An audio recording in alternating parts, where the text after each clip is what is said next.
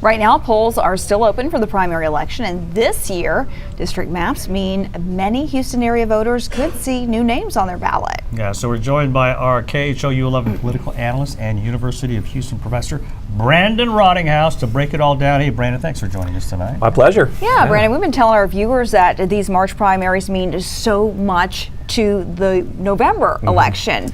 Why does it matter so much? It's a great question. I think that beyond just choosing the candidates for the general, this is really an election about energy. It's an election about identity. It's a way to be able to understand what the voters think winning is right now. Beyond that, too, it's a way to measure the base. The Democrats, for the first time in a very long time, have outvoted Republicans, and that means that there's a lot of energy on that side of the ticket that may very well carry over into November. Oh, yeah, the whole nation is watching that race. And let's get into redistricting now and how that's affected so much here in Harris County, including voter confusion and putting some longtime lawmaker in a different precinct now, in a different district. Yeah, you're so right, Ron. It's creating confusion. I think voters are not exactly sure. They've got to be really careful. They have to make sure that they're voting in the right place and that they're researching the right candidates. The fact that you see this change is really endemic to a lot of what's happening across the country. You're also, of course, seeing that matters politically. Fully a third of Houston is in a new district. That means that they are represented by a different person, or will be represented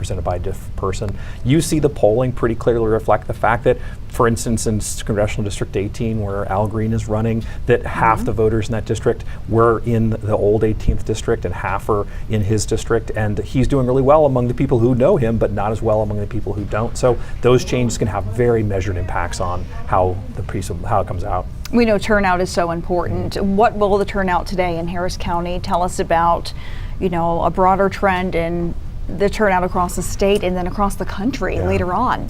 As goes Harris County, so goes the nation. Texas is really dependent on the votes out of this region. Whoever wins this region is going to be in a good position for what happens in November. This is a big purple county. Usually urban Texas has trended blue. That's certainly true for Houston and Harris County since the early 2000s, but down ballot, it's a different story. So you're seeing a lot of variation there. Greg Abbott has promised to spend about $90 million of his war chest to try to turn Harris County more red. So we're going to see the voting here in Harris County really under fire. All right, thank you so much, Brandon Rottinghouse, for joining us here. We'll look forward to more of your analysis throughout the evening. We're going to turn things over to what should not, we're going to talk to you first about what you need to do here. Go to our website, 713-526-1111, or text that with the word vote, and we'll hit you back with a link with information with lots of resources we have on our website that will tell you exactly what you need to know about election night voting and everything you need to know about finding results for tonight.